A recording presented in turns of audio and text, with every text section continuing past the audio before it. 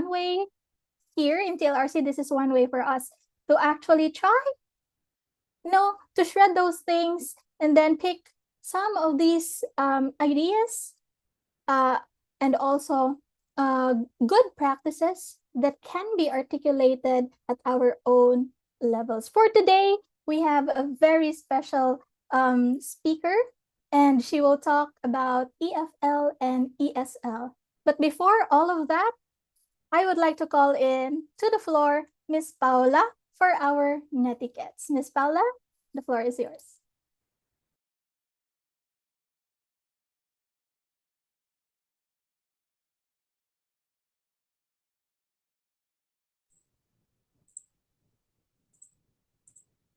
Thank you so much, Miss Jera, and we are so happy to have everyone here attend our webinar for this afternoon. But to make this learning space as conducive as possible, we have these reminders for everyone.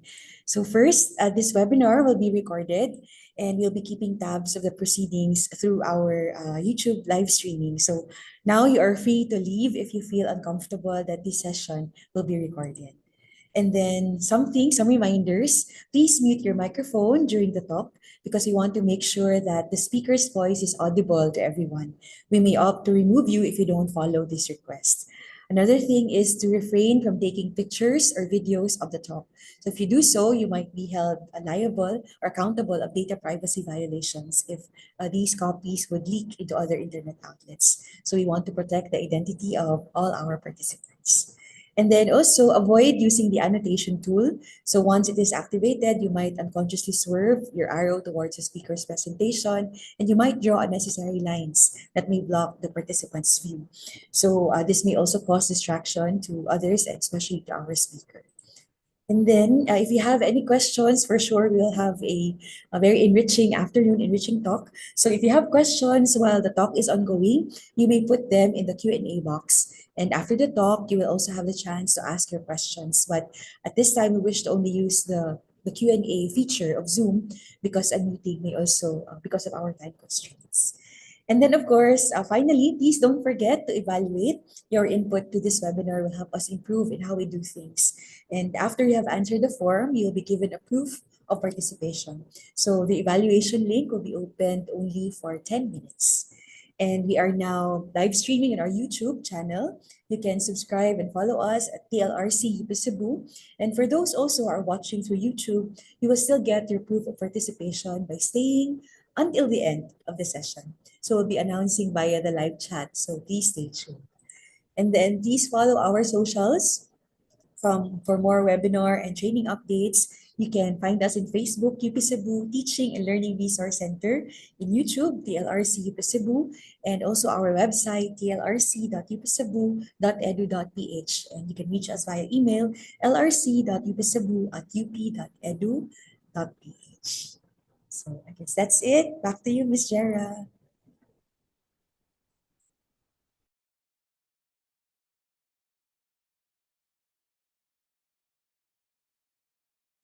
You're muted, Ma'am Jera. Okay, thank you so much. Thank you so much, Miss Paula. I forgot to unmute myself. But of course, learning is better when we are together. So if you really wanted to look into the programs as well as the activities of TLRC, don't forget to follow us on Facebook or through our website or through our YouTube channel, where you can actually review some of our videos from the past years. Okay, so again, because this is a very special afternoon, we have our coordinator, Sir Nan Bernardes, to formally introduce to us our speaker. Sir Nan, the floor is yours. Okay, so one moment. Thank you so much, Miss Jera. Yeah, good to see you back, Miss Jera. Okay, so good afternoon, everyone. It is my pleasure to introduce our guest speaker for today's event. Our speaker, which is Miss Maricris B. Lauro, holds a bachelor's degree in English education, cum laude, and also a master's degree in literature from Cebu Normal University. Her extensive English teaching experience includes working with students at the basic education level, college, and also in international baccalaureate or IB programs in both the Philippines and also in Japan. From 2016 to 2002, she participated in the Japan Exchange Teaching or JET program, teaching English to EFL students in Toyama, Japan. Subsequently, she taught English, a language, and also a literature to native English speakers at an IB World School in Nagoya, Japan. She also holds a TEFL certification specializing in business English and also in learner-centered classrooms from the Ontario Institute of Studies in Education in University of Toronto. Her research interests include Cebuano language, literature, and also folklore. Currently, she teaches English in the basic education and also in master's degree programs at the University of the Philippines, Cebu. Please join me in welcoming Miss Maricris B. Lauro. Good afternoon, Miss Marcus. Hello. Okay, we'll be checking in your presentation. Mm-hmm.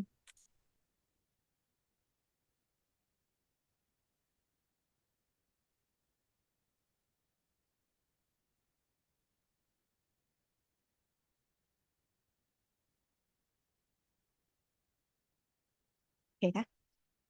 Yes, visible from here. Yes, All Miss right. Chris. I can start now. Yes. We are Okay. so excited. Thank you No, so no, no. much.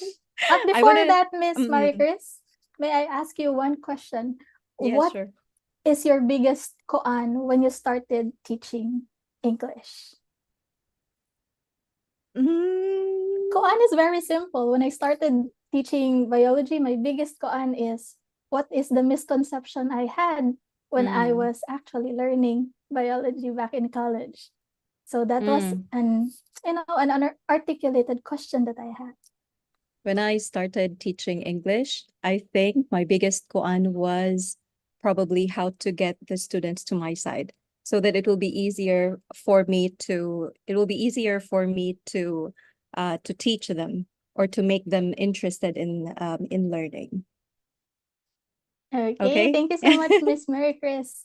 You may start now, and we are also very excited to know the koans. All right. Thank you so much, Miss Jera. Now, okay. My talk for this afternoon is all about bridging the ESL and EFL gap, exploring possibilities in the classroom.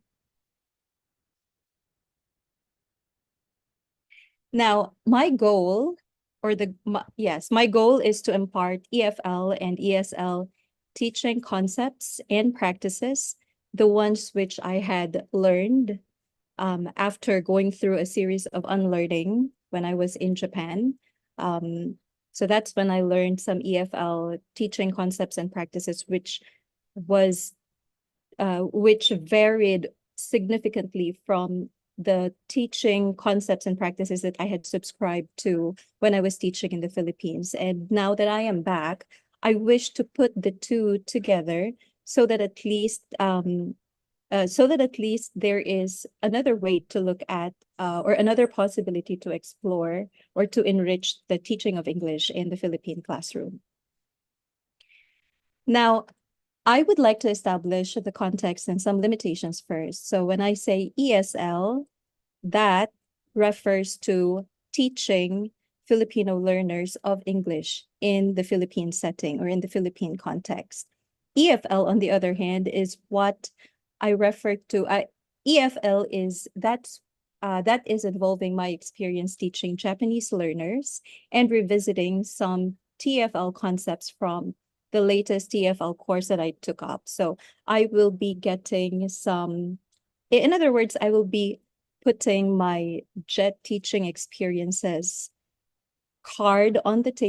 teaching experiences cards on the table, and from there, try to lift some of the practices, the teaching practices that had stood out and that had proven themselves effective, even as I was teaching in the Philippine classroom, or even as I am back teaching in the Philippine classroom. So there are three themes that today's talk would revolve on. So number one, the teaching of Philippine English, or PE, side by side with other varieties of English in the classroom. Number two is the evolving role of the teacher. I will be sharing some experiences both in my teaching of English language and literature in the Philippines and in Japan, and how that kind of made me reflect of my role as an English teacher and how it has evolved from when I had started teaching, when I was still situated in the Philippines. And then getting to know the modern learner. This I got from the TFL course, and it was a new learning for me. I've shared this one with my MEd students, and hopefully this afternoon I would also like to impart some, like a few things, one or two that you can get something from in order to view the learners differently, the modern learners differently. Now, so I'm going to get into my first theme now, and the first thing that I would like to do is for you to listen to this jingle, because when I came back last year, by the way, after 7 years of teaching in Japan. When I came back, one of the things that interested, or that piqued my one of the things that piqued my interest was listening to this jingle from Bear Brand. So the Bear Brand ad of 2024. And after that, I will also play the Bear Brand ad of 1994. And I would like you to notice the phonological differences between the two.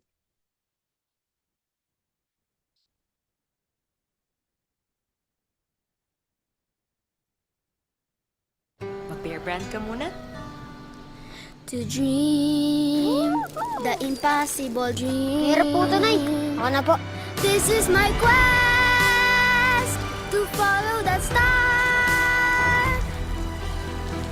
Ang batang matibay, hindi susuko. To reach the unreachable star. Ang batang matibay, tuloy ang tibay mangarap. Bear Brand.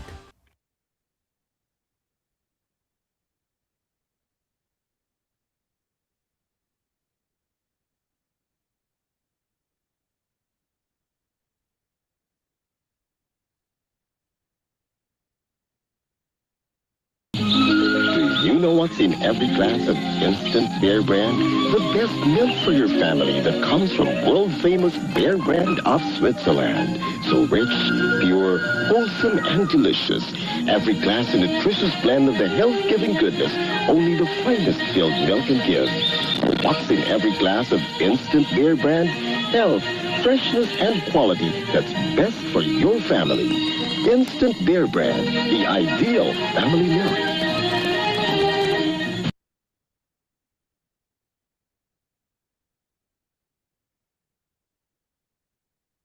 Okay, so I hope that you heard, or I hope there was audio when I invited you to listen to the ads. Now, what are some of the phonological differences between the two ads? What is the one or two things that piqued your interest, or what was the one thing that interested you, or what was the major difference between the two, if there was any that you kind of gleaned from the ads?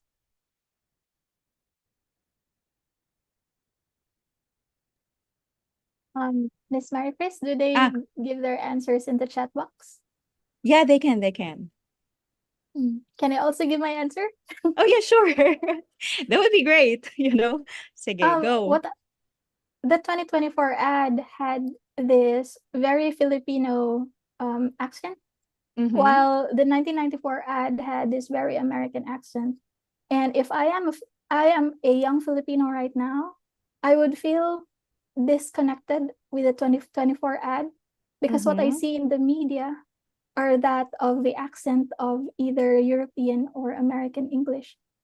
However, the truth is we cannot directly learn how to say those words in those accents. And we have this very Filipino accent in us. So what we Yeah. hear is so different from what we speak. Yeah, thank you so much for pointing that out. Now, that was also the one thing that I noticed immediately as soon as I heard that ad, or as soon as I heard the jingle being played. And as soon as I started teaching the MEd program, that was also when I kind of understood and why that was the case. All right, but let me proceed. Before I answer this question, I would like to proceed to my next slides. So when I was, yes, in lieu of what I said earlier,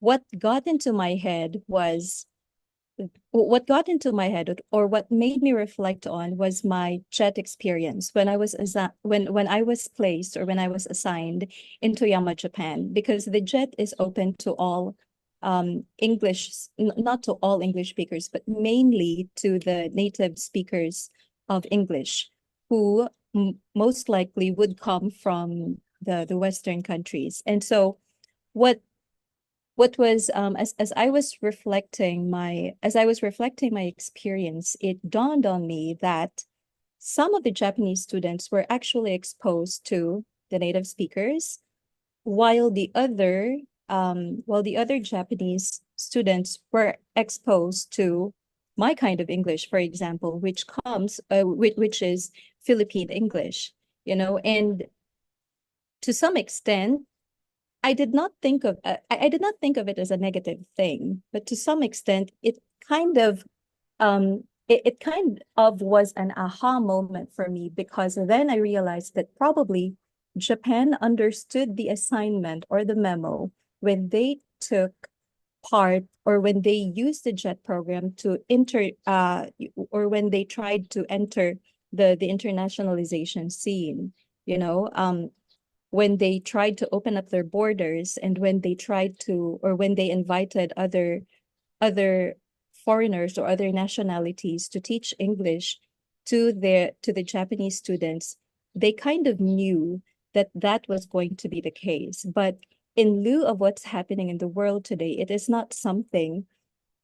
actually something where a lot of possibilities and a lot of positive things can take place in the classroom, for example. So in my stint as a part of the JET program, I was able to introduce my learners. I was able to introduce my learners to the different to the culture of to the Philippine culture, to the Filipino culture, to the different practices, as well as superstitious beliefs, different aspects of our culture, and the like.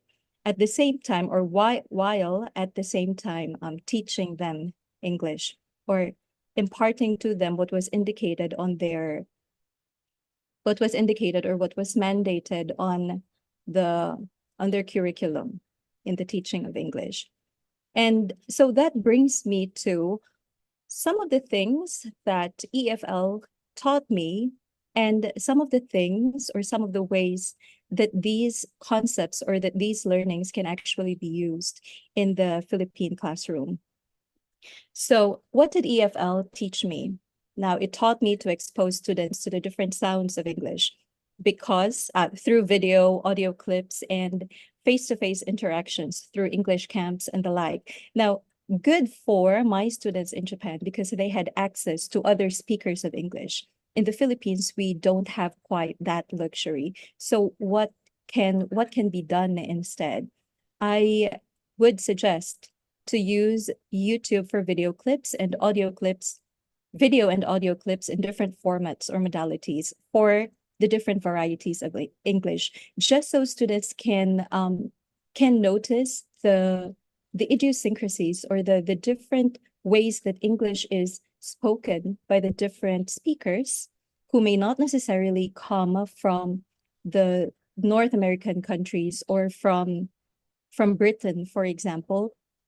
And in so doing, it would broaden their understanding that English, that has been adopted as a global language, can actually can actually be expressed using different sounds, and in so doing, it will hopefully open them up to expressing themselves more in the Philippine variety of English without having to try so hard to approximate how the native speakers would express themselves. And then one other thing the one other thing that also that I found effective was or were using 1-minute listening activities with listening scripts that students needed to write in the missing words, because our learners are or can speak English by themselves even without having to do this one. Then probably a way for this one to be adapted in the Philippine classroom would be to give more chances for learners to do small talk, to promote BICS through prompts that can be varied to suit the English proficiency levels of students. If I were to give an example in the EFL setting, a speaking activity that I used that made the reluctant, hesitant Japanese learner to really talk, that was when we used Diamond English Chime. Diamond was the name of my school before, and what we did was to establish it as a routine. Every English class, we would have a 5-minute Diamond English Time. We would use different things, like from a short paragraph with a question at the end, just to prompt students to talk English or to use English in speaking, or in higher level classes, we would use just a prompt, just a question to encourage question and answer, and then we would pair up students to for them to share ideas with each other, and then switch pairs. And then after that, we would ask 1 or 2 pairs to volunteer or to retell what they were able to share between each other. Yes, so in lieu of DET or Diamond English Time, what made it effective was the established routine, or was that it was established, or it was made habitual. It was kept simple, and it was kept very simple and short. It was time bound, meaning to say that the students were only given 30 seconds or 1 minute to talk, and so they can talk all they can. And yes, it worked well with the students, but it probably worked well because the Japanese learners are of an entirely different profile from the Filipino learners. This one also comes with a caveat to actually get to know the cultural differences between the two contexts. In my case, it worked well because it was short, and Japanese people like to keep it short, or Japanese young people like to keep things short. For Filipino learners, it can be adapted to suit their taste and to suit their level of proficiency in English. So it can be made elaborate. It can also be made time bound, for example, depending on the goals of the teacher, depending on the goal of the teacher and the needs of the students. Yes. So more example, or an elaboration of the previous example. DET, or the speaking practice that we initiated with my partner, with my Japanese teacher partner, allowed us to do differentiation as well. So the higher the grade level, the lesser the input or prompt. And with the second year high school students, that was where we used short paragraphs that end in a question that students needed to answer, to switch role, share in front of the class, etc., etc. The previous idea that I shared with you. So it's very simple, actually. So, for example, I had always wanted to, we would, put in an idea or two, for example, in the heads or in the minds of the students, and then get them to start talking about a question which is posed at the end of the very short paragraph. So I had always wanted to try photography as a hobby. I got my first children's camera at 5 years old. I also enjoy looking at pictures, yada, yada. If I want to buy a new camera, what is your recommendation? And so then my Japanese students gave answers like, oh, you should buy Nikon or Sony, for example, but I ended up buying Fuji. And then it can also be something that is immediate to them. For example, the upcoming school festival in the Philippine setting, it could be news or yes, the news for the day. For example, there was a fire that there was a fire in, I don't know, Barangay Mabole, for example, and then you can get students to start talking about some of the dangers if one is being caught in the middle of a fire. What are some of the causes and how can that be prevented? The ways that the government can actually intervene, and how people should take care more of themselves, how not to be a burden to others, etc., etc. So the list is long, and it holds really a lot of possibilities. Just so you know, there is more student talk happening or taking place in the classroom, especially for junior high school, senior high school students. Yes. So for third-year high school students, yeah, shorter, compose their answers for 30 seconds or 1 minute. Sorry, I cannot bring up the sample slides kay maguba ako ang kuan, maguba na akong presentation. Anyway, now, what also surprised me was that my MEd students actually shared that they did a diagnostic speaking test, not in my class, but with another teacher's class, which became the basis for their research, and they patterned it after the ACAN test and got amazing results. I think the respondents were grade 11 students from Bantayan Island or Daan Bantayan.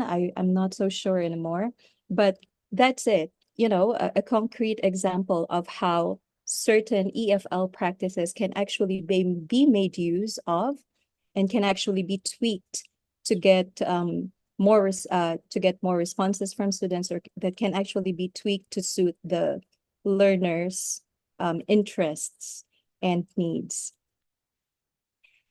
Yes, so summarizing everything that I had said, establish speaking exercises as a routine or habit, keep them time-bound, commonsensical, something that's, something that is not threatening, something that is common sense, and something that's quite ordinary and mundane, but could actually really prod them to talk, and contextualized, or something that is immediate to their reality. Now, some adaptations, again, because our learners are of a higher English proficiency than my Japanese learners. So that's when teacher creativity can come in. So for example, devolve responsibility to the students. Group them at the start of the class into twos. Allot one class, for example, and then give them one topic, or assign them in pairs and give each pair a topic, and then assign them the time for when they assign them the time or their turn to actually do it in front. Or become little teachers in charge of facilitating the speaking exercise. Speaking exercises can also be made elaborate or adapted to suit retelling of stories in literature, for example, like in the form of story circles and many other teaching practices or strategies. Now, another strategy would be to encourage role play among students. This was not quite achievable for Japanese students, but for Filipino learners, I think this is one of the most loved activities by learners. Larson Freeman encourages role play for the following reasons. So according to her, the teacher can systematically manipulate social variables like increasing or decreasing the social distance between interlocutors to have students practice how changes in the social variables affect the choice of the form. It is also one of the most effective activities for developing the appropriateness of the linguistic behavior of students due to its simulation of real life contexts. Again, this one also, this is not something new, right? And English teachers know this one. If there is a lesson that would warrant this kind of activity, we would immediately use this one just to, to be to pull students out of their shell and to to practice, to allow them or to give them the chance to practice a grammar skill, for example, in the classroom. So this is not actually something new, but why is this effective? That there is the reason. Now, another thing that was also helpful for me was to recognize that, students' funds of knowledge. So students themselves are not, empty slates. They bring with them social experiences, their language abilities, culture, skills, family background, and their own resources in the classroom. And these can be used to actually, these can be tapped on, so students would be able to, so the English classroom would be enlivened, and students can use more talk in the classroom, or that talk would be student dominated in the classroom. I will give examples of this one later on. Now, positive orientation. Yes. So once positive orientation, or the teacher's positive orientation to students' funds of knowledge, is actually called asset-based approach to teaching. So it's using the immediate clientele as a way for English classes to be more colorful, to be more diverse, to be more relatable, and to be more realistic. Yeah. So what this comes down to is that phonological limitations, the ones that we were able to glean from, yes, the ones that we were able to glean from the beverage ad, make up the idiosyncrasies of Philippine English. This is not 2024, this is Flores 2014. Now, what Flores called basilectal English, and giving the students a chance, or encouraging them to use the accent that they are comfortable in, can earn PE, or Philippine English, its legitimacy side by side with the sounds of the different varieties of English.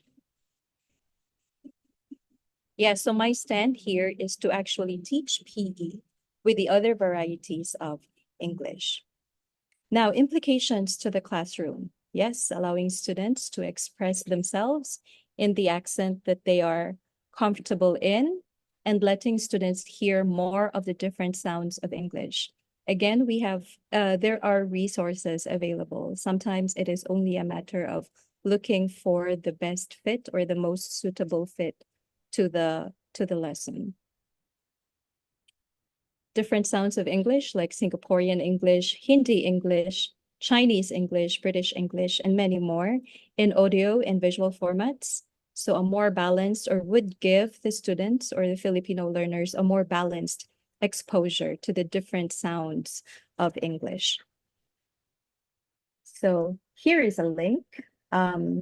This one is, yes, so this one is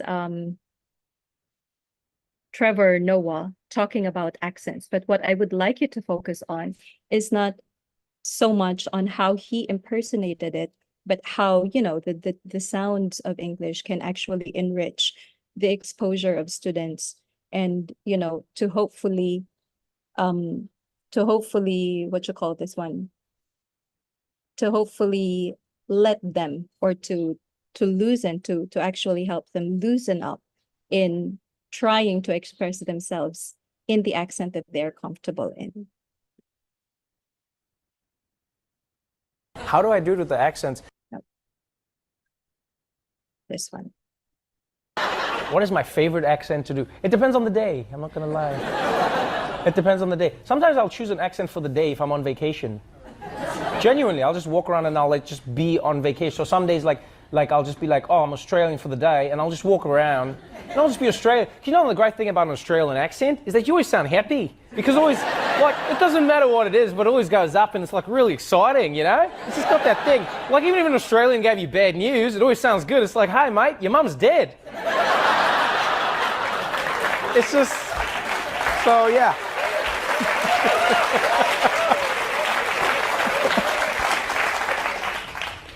One of my favorite things to do, though, is sometimes, because I don't really impersonate general accents, I impersonate people. So the Australian that I do is a friend of mine from Australia. And then like if I do like a Nigerian accent, is a friend of mine from Nigeria. And because people all have different accents. Yeah. Do you know what I mean? So I don't know what an Indian accent is. I know what my Indian friend sounds like, so I just impersonate his accent. And then like Trinidad, I just know my friend from Trinidad. This is his accent, so I just do his accent. And then I remember like one day I did the Trini accent, and then people from Trinidad, they're like, that's not how people in Trini talk. And then I was like, yo, you talk to him. That's how he sounds. And then they shout on him because he's on like Instagram and stuff, and they're like, dude, what happened to your accent? Why are you talking like? Then he's like, guys, I haven't lived in America. I've lived in America for a long time, and like, it's not my fault. I didn't try to change my accent. They're like, you're leading Trevor Noah wrong. You're not speaking the way we're supposed. So I'm just like, I just do people. That's all I'm doing. What else do?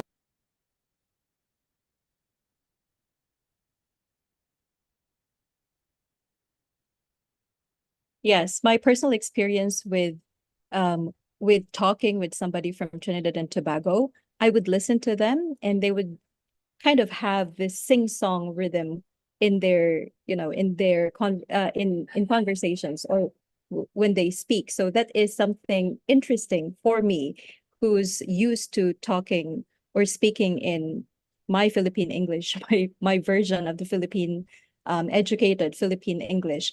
And so if that was for me an enriching experience, I think that students would also find it I think that Filipino students would also find it an interesting way to, enrich not just their exposure, but also to, have that confidence to just express themselves in English. Okay, the next part that I will talk about is the evolving role of the English teacher. Now, before I left for Japan, I was teaching in the Philippines for 10 years, and I mostly taught, I mostly taught in the junior high school. And as we all know, the junior high school English is made up of literature and language. Now, in one of the school years that I was teaching Afro-Asian literature in a Catholic school in Cebu, there was a Japanese student transferee. Her name was Yuka. She was grade 8. And because the focus of the literary focus of English 8 is Afro-Asian literature, I asked her to demonstrate to the students, to her classmates, how to prepare tea, because tea is an essential, or is one of the central components or aspects of Japanese culture. She did, and then I made her dress in a summer yukata. She wasn't a master of preparing tea because she was very young, and in my exposure to Japanese culture later on, I realized that it was something that they seriously consider. So they have to take short courses on tea preparation. So it was not something, it was not something elaborate. And I wasn't even thinking of cultural appropriateness at that time, because it wasn't quite much of a buzzword yet. But my focus then was to get students to to brush elbows with, or to brush shoulders with someone who knew the culture of the literature that we were talking about in class at that time. And because we had, because we had somebody who came from that culture, who came from that culture, then I had to tap on her so that the students' exposure to Japanese is more realistic and more relevant. Okay. I could talk about it, but as a Filipino at that time who was not exposed to Japanese culture firsthand, but there is somebody in my class, then, why not use her fund of knowledge? After all, she was taking it with her all along.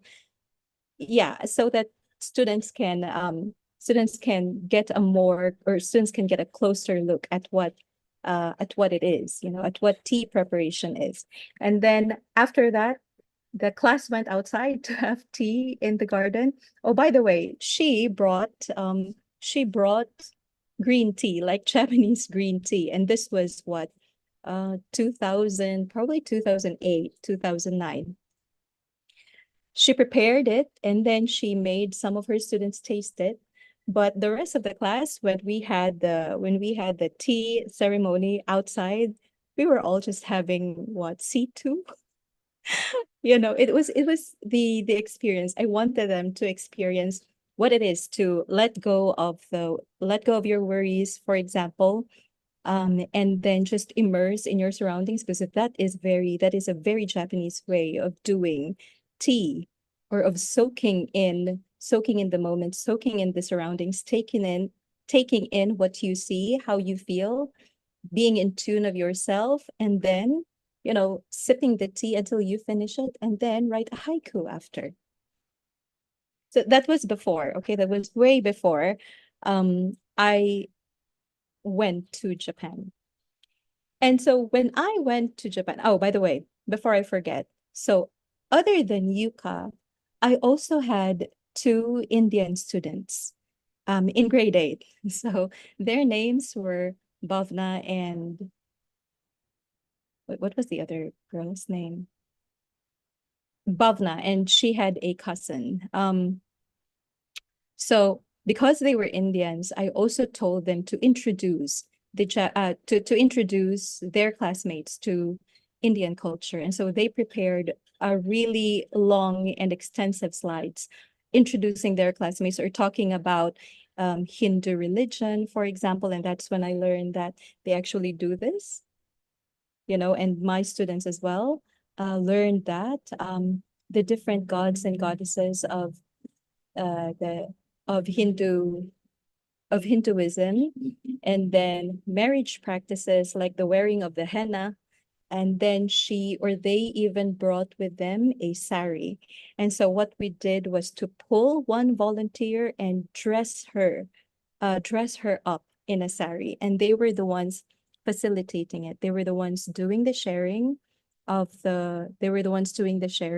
the slides that they've prepared. And they were also the ones who dressed up their classmates. I just don't have the pictures anymore. Okay, and so when I came to Japan, that was when I realized that as a Filipino teacher teaching English in a Japanese classroom, I realized that I was like, a cultural liaison now. And it was also very clear in the program that I participated that I had 2 roles. One is being a Filipino culture representative, tasked to share my the Philippine culture to my Japanese students, and also to be a teacher, to be a language teacher in a local board of education. So on the pictures, the 2 pictures to the right, so that was in another setting. That was when I was introducing Filipino culture. Filipino culture to a talking salon. They called it Takauka talking salon, and it's mostly made up of retirees, old people who would gather once a month, for example, to learn more about English, and their resource speakers were different English speakers, or were English speakers from different countries. Now, after that, after that, I also embarked on another cultural exchange project, this time tapping in a friend who was in Colorado at that time. So Carlin, my friend, was a J1 visa holder teaching science to junior high school students. And, it just came up in one of my conversations with her to do a cultural exchange project. And she just happened to mention that she had a friend teaching in Japan to her students, and happened to mention to her students that she had a friend teaching in Japan, et cetera, et cetera. And so that's when the students jumped in and was like, oh, we would like to know more about Japanese culture. So that was how the project started. So at that time, like, I was no longer talking about Filipino culture. I was facilitating another culture to be exchanged with another culture. Now, the good thing about the cultural exchange project was I was able to see the opportunities and the challenges right away, and because it was a different setting, it was a totally different context. Some things went smoothly, but other things didn't. And if you were to replicate this one, which is actually very replicable in the Philippine setting, try to observe or try to do some SWOT analysis, like be able to see the opportunities and the challenges. But this can actually be done. So some of the opportunities then that I was able to glean from the activity were the approval was easy, there was support, there was high interest.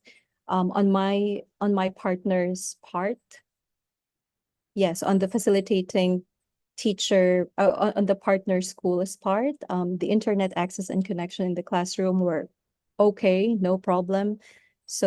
And it was also the first time for my school to conduct a cultural exchange project, so it was really welcomed with open arms. It was a relevant cultural activity and exposure of learners to an international project of sorts. It was an example of project management that can be used to boost the teacher's CV, and it introduced and immersed me to video editing tools like Canva and Flipgrid. And it was a good way to actually change the gate at that time, because we did this during the pandemic. And so it was something that was unexpected, but it kind of did not, because it was something new, and because the students would look forward to something new every week. So it kind of changed the atmosphere in the classroom, instead of, us feeling so sad and too anxious because of the pandemics, etc. Challenges, high reluctance from my students' end. So what I did was to come up with a video compilation of students' output to give or exchange with a partner school. My students were too nervous, they were too hesitant to do their own video. And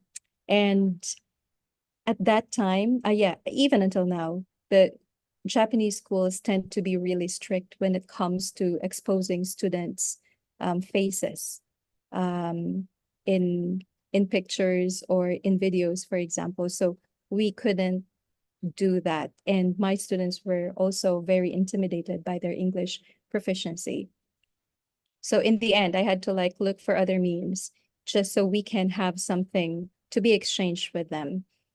And the others are listed down. One of the things that was that I found as a disadvantage was that the idea was copied, that there was no permission from me. And then, some teacher kind of presented it again to the principal, I think for the next year. But I was no longer there, so I didn't know what happened.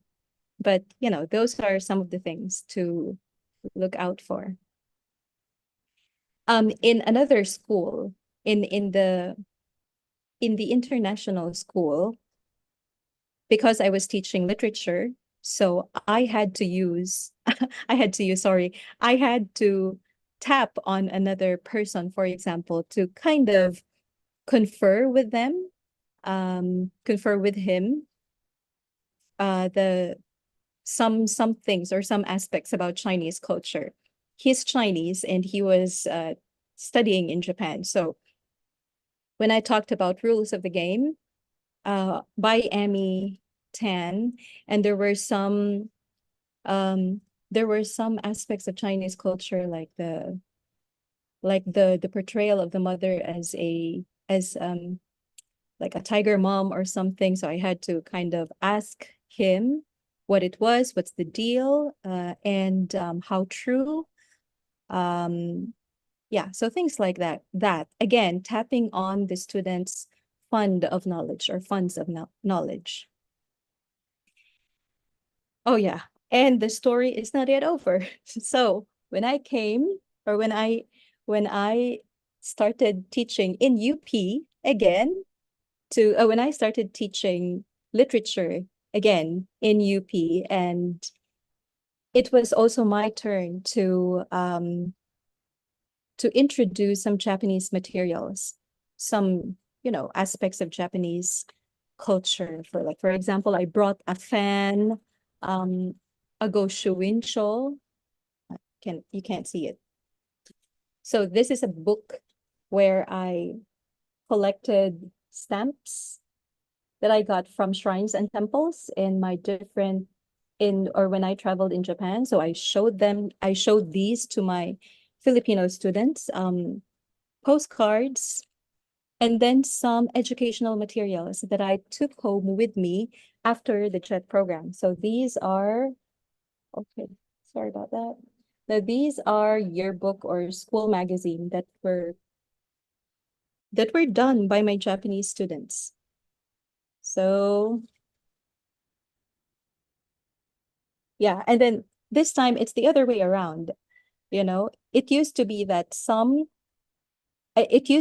I was telling my Japanese students some aspects of Filipino culture. And so this time around, me, the teacher in the classroom as a cultural liaison, introduced some aspects of Japanese culture to my Filipino students. And what was rewarding was the many oohs and ahs that I got. And so then I remember that when I was an EFL teacher in the Japanese classroom, we were encouraged, or yes, I and the other ALTs or assistant language teachers, we were encouraged to introduce or to bring realia to be introduced to the Japanese learners of English.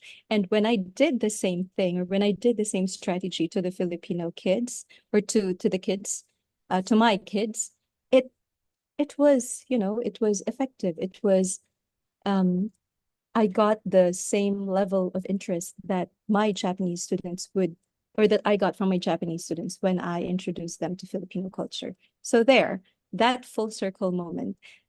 Now, and so let me get to my next point. So when I said evolving role of the English teacher, I meant these three things. The English teacher as a representative of the culture where he or she belongs, and a facilitator for cultural exchange. In the Philippine setup, we might not have an abundance of foreign students, but I think there are, I see a lot of foreign students or around naman. So what got, or what was in my head was, in the Philippine setting, we can give the spotlight to students who may not necessarily be Cebuanos to talk about their home language, for example. So if we have a student from Iloilo, for example, or from Bacolod, we can share, or we can ask them to share, number one, their home language, some of their practices, family practices, beliefs, etc. Food, for example. Food is also another aspect that can be introduced to Cebuanos. And then I think that the most important thing here is to underline the ways in which mutual respect can take place in the classroom. So for example, asking students or making sure that the newcomer is welcomed and is accepted and can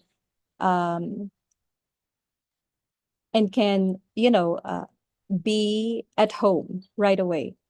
So ask, what language, practices, habits, body language would make you feel respected or disrespected? And it is from here that students can also learn to adjust to people from other cultures, because there might be some practices, or there might be, we might have so many, we could be saying so many things nga, that are, parang wala lang, 'di ba, for us, but then it could be offensive to other people already.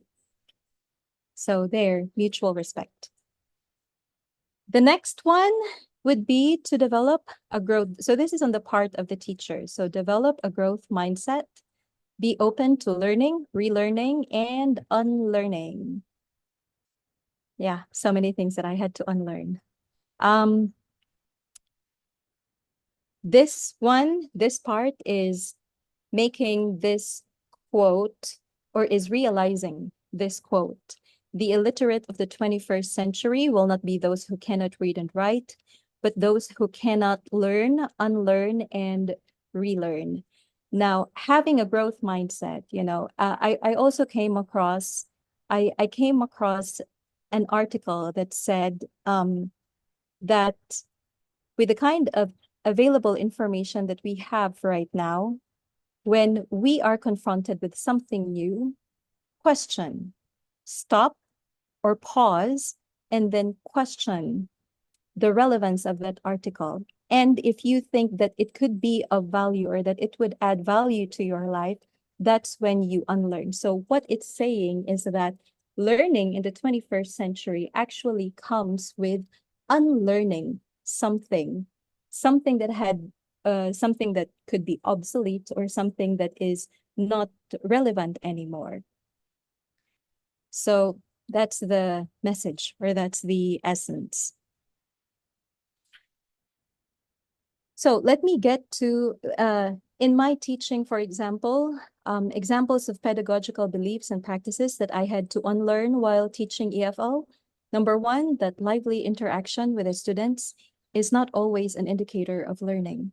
I had to adjust to the way that Japanese students would accommodate me in the classroom, or would, to the kind of silence. There was way so much silence that in the classroom, and it can be unsettling. It can be unsettling because the Filipino classroom is animated and vibrant and lively, But there, I had to put that in my head to get through all the other classes that where I needed to teach. An unfinished output does not always mean that I had failed in my teaching, or that I wasn't able to achieve my learning objective. It could be an indicator of, this is where my students are at, and it could be a good thing, it could be a bad thing. For me, it's mostly a good thing, because it made me realize that that was where they are, and it is important for me to know where they are, or how how they are taking in, how they are adjusting to my teaching so that I can help them or that I can focus on them in the next round or in the next teaching.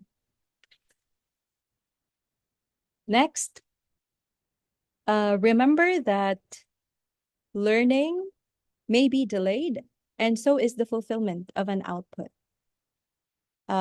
Also, I had to reinvent myself from, somebody who had a lot of authority, for example, in the classroom.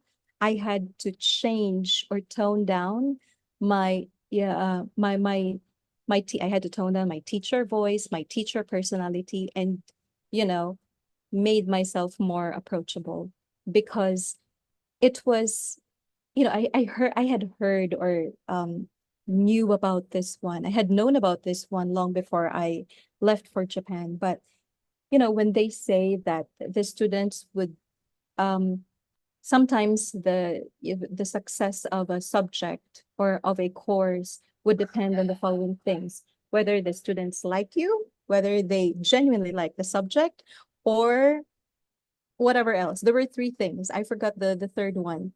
And as a teacher, as a young teacher then, I did not quite subscribe to that idea because I had my own ideals in my head. But then it was when I had to let go of the comforts of the Philippine classroom that I realized that some unlearning was due because I could not be successful as a teacher. And so my teaching will also not be relevant if I hold on to my ideals. And lastly, having an open and agile mind for recognizing possibilities, opportunities, and potential. So this is where we can enrich and make the classroom more international. I think, and I think, and I think there is a huge likelihood that many of you actually have friends who are J1 visa holders in the US, or who could be teaching in the JET program or the Taiwan program, the TFETP. So if you have these connections, try to tap on your friends and work on something, work out something like a small project, a month-long project, for example, present it to the school admin, and hopefully the school admin would approve to give Filipino learners a chance at internationalization, to get them to listen to the different sounds of English, etc., etc. However, there are some caveats. So be realistic with recognizing limitations from school admin, the time difference, logistical concerns, and many more. Remember that every situation is different. Some things would be okay in a given space and time, but it might not work on in the Philippine setting. And remember that you are key to unlocking these possibilities. So hugs, big hugs, teachers. Some more strategies in this part or in the second theme of my talk or of my sharing. So know your learners. It is our job to learn about each student's strengths and needs and plan your lessons based on these strengths and needs. Beyond that, it also helps to know that what your learners find interesting and what motivates them. Knowing this will help you prepare more engaging lessons and materials. When you know your learners, you can understand what your students are capable of and how much to challenge them. Monitor teacher talk. The teacher's words, expressions, and movements are observed and absorbed. So teacher's words and expressions, think CI +1, comprehensible input +1. They are observed and absorbed. Use clearly articulated English at your normal pace because we're talking about Filipino learners. But one of the things that I had to unlearn in the TFL setting was to speak slower than natural. Otherwise, they're going to sleep because they could not, I was too fast. Simple vocabulary and sentence structures are also recommended. This can actually work well even with Filipino learners, with Filipino learners as well as ESL learners or TFL learners. Next, encourage student talk. So I had also touched on this a little bit in the first theme, and write instructions on the board.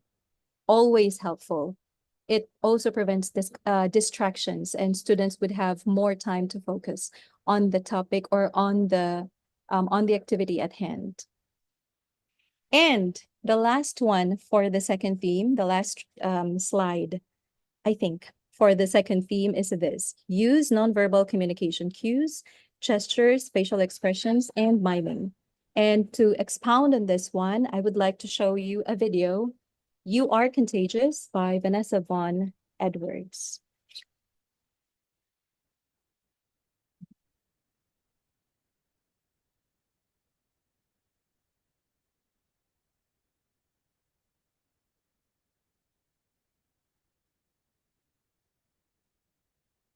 So one thing. Made me curious. And after we coded more and more TED Talks, we realized there was a pattern. Now, before I tell you what that is, I have a personal question for you, which is, when you see someone, what part of the body do you look at first? You can just call it out. Where do you look first when you see someone? Face, eyes. So most people, shoes. They're very high. So most people say eyes, face, or mouth. But actually, when we first see someone, the first place we look is the hands. And this is left over from our caveman days. Because if we were approached by a stranger caveman, the first place we looked was the hands to see if they were carrying a rock or a spear. In other words, we wanted to know if we were safe, if they were friend or foe. Now, this actually still remains from caveman days. And when we can't see someone's hands, something interesting happens. So I just did something a little mean to your brain. You should start to feel just a little bit uncomfortable. And the reason for that is because when you can't see my hands, you wonder, what is she doing back there? And then the longer I leave my hands behind my back, you get more and more distracted because you can't see them. And eventually your brain is just screaming, can she just bring her hands out from behind her back? And the moment I bring them back out, it feels so much better. And this is because our brain knows that if we can't see hands, we can't see intention. And what we found is when we compared the most viewed TED Talks side by side with the least viewed TED Talks, we found a pattern with hand gestures. Specifically, on average, the most popular TED Talkers use an average of 465 hand gestures in 18 minutes. Yes, we painstakingly counted every single one. I have 465 prepared for you today. And the least popular TED Talkers use an average of 272 hand gestures, almost half. What's happening here? So when TED speakers take the stage, they're showing you first, friend, friend, friend, friend, friend. You'll notice when I walked out on the stage, I waved. I was saying friend, friend, friend, friend. And the other thing that TED speakers do, see if this looks familiar. So they come into the red dot and they do something like this. Today, I want to talk to you about a big idea. I'm going to break it down into 3 different areas that are going to change your life. Right?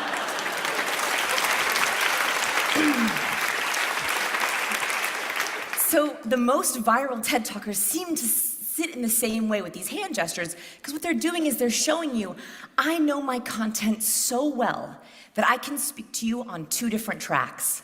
I can speak to you with my words, but I can also explain my concepts with my hands. And this way, they underline their concepts with their words. For example, if I were to say, today, I have a really big idea. It's huge. You laugh, and you're like, Vanessa, it's so small. It's not very big. And that is because your brain gives 12.5 times more weight to hand gestures. So today, I have a really, really big idea, and I'm gonna explain it to you in 3 different ways. All right. And then I'm gonna move forward. Here, right here. If our emotions are contagious, how do we make sure that we're infecting people with the right ones? So I believe that we can be contagious in 3 different ways. The first one is non-verbally. Now, to test this idea, I did a very simple experiment in the streets of Portland, Oregon. What I did is I stood in the street and I looked up at nothing. And I wanted to see if people would catch or mirror my non-verbal. So you can see this video. I stand in the streets looking at nothing.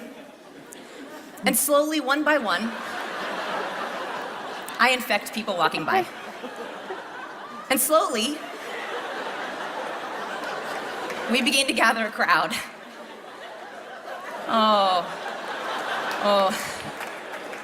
So, this poor woman, she was standing there with me, and we're standing there, and remember, we're looking at nothing. I just want to improve it. And we're standing, and I'm going, how long are we gonna stand here?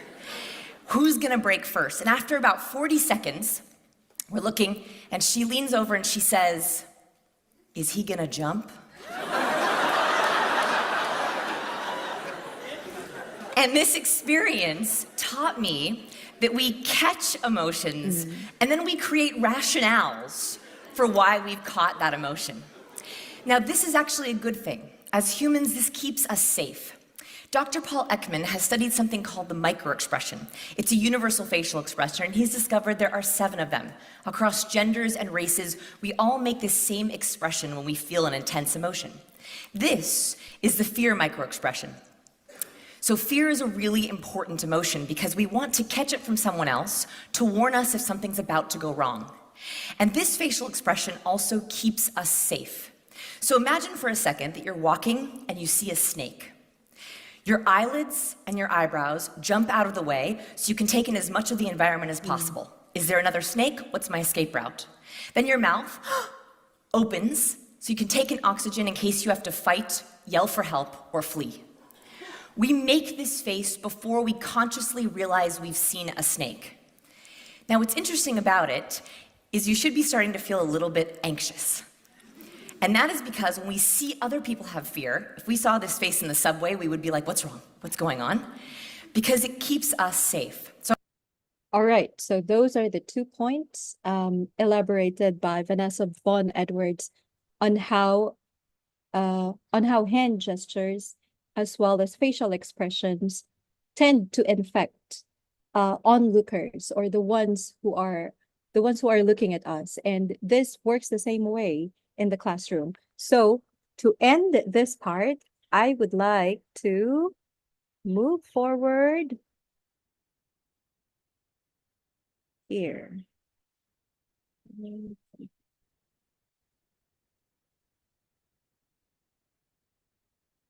it's triggered in verbal conversation makes a mental post-it note. Hang on.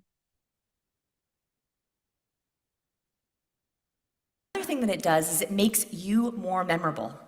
Dr. John Medita found that dopamine, when it's triggered in verbal conversation, makes a mental post-it note.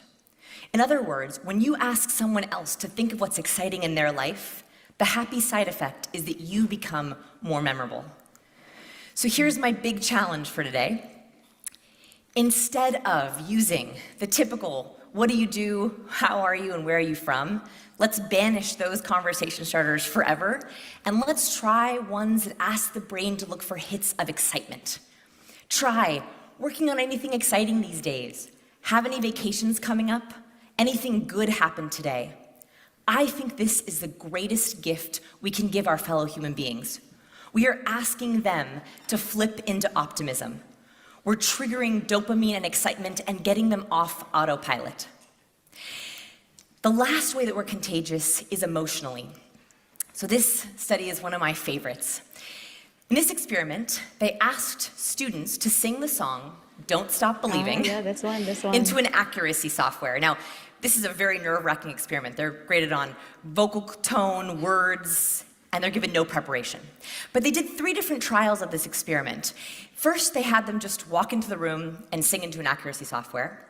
The second group got into the room and had to say out loud, "I'm nervous." And the last group had to walk into the room and say, "I'm excited." They found this simple reframe. The nervous group got 53% accuracy, the control group got 69%, but the I'm excited group got 80% accuracy. Why? Anxiety and excitement are very similar emotions. The only difference is mindset. So my challenge for you today is to think about how you want to infect people. When you want to harness incitement or trigger excitement, ask dopamine-worthy conversation starters, use more hand gestures, make authentic smiles, and never pick up the phone in a bad mood.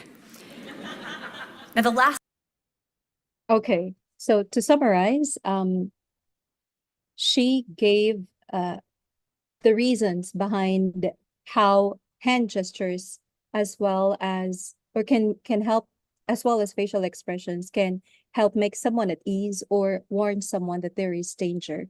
And the last part there talks about how reframing conversation starters, the changing or looking for hits of excitement and embedding that into usual conversation starters, which we can actually explicitly teach our kids, can actually make us, can actually make us more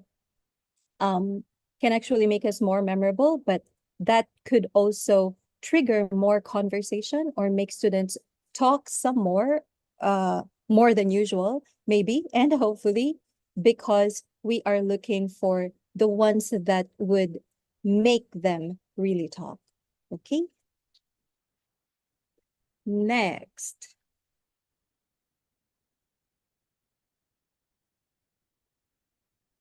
All right, so this is the last and the third part.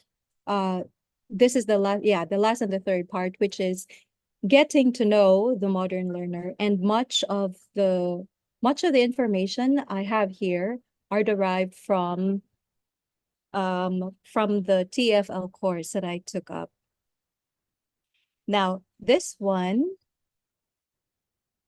yes. So this one is an infographic about the different generations.